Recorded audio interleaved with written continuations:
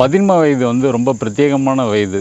ஏன்னா, அவங்க குழந்தைகளா, இல்ல பெரியவர்களாயிட்டாங்களா அப்படின்னு ஒரு பெரிய குழப்பம் இருக்கிற வயது.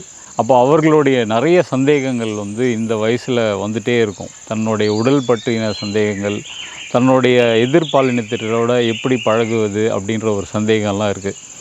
இன்ட்ரெஸ்டிங்லி இதே ஃபேஸில தான் அவங்களுடைய வாழ்க்கையை தீர்மானிக்கிற நெறைய தேர்வுகளை வந்து அவங்க எழுத ஆரம்பிக்கிறாங்க. இப்போ மனதை வந்து எப்படி ஆசுவாசப்படுத்துறது அப்படின்னா, நிச்சயமா வந்து அவர்களுக்கு வாசிப்பு, பாடப்புத்தகம் தாண்டிய வாசிப்பு வந்து அவர்களை வந்து நிறைய ஆசுவாசப்படுத்தும் அப்படின்னு நினைக்கிறேன். ஸோ இந்த புத்தகங்கள் என்ன காட்டும்னா, ஒன்று அவர்களுடைய குழப்பங்களுக்கு ஒரு தீர்வு தரும். 2வது அவர்கள் போக வேண்டிய பாதைக்கான வழியையும் காட்டும் அப்படின்னு நினைக்கிறேன். தான் எந்த துறையை தேர்ந்தெடுப்பது, எந்த பக்கம் போகிறது, மனிதர்களை புரிந்து கொள்வது என்று அந்த இடத்துல வாசிப்பு, பதின்ம வயதிற்கான வாசிப்பு ரொம்ப முக்கியம் அப்படின்னு நினைக்கிறேன்.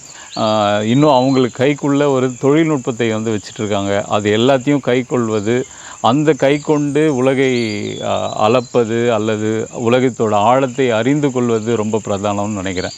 அப்போ அவர்களை வந்து வாசிப்பு பக்கம் இன்னும் நிறைய நேரம் பள்ளி ஒதுக்குவதும், கல்லூரிக்குள்ளே போகும்போது எந்த கல்லூரியும் தேர்ந்தெடுப்பதற்கு வழிகாட்டுவதற்கும் வீடும் அதற்கான ஏற்பாடை வந்து செய்யணும்னு நினைக்கிறேன்.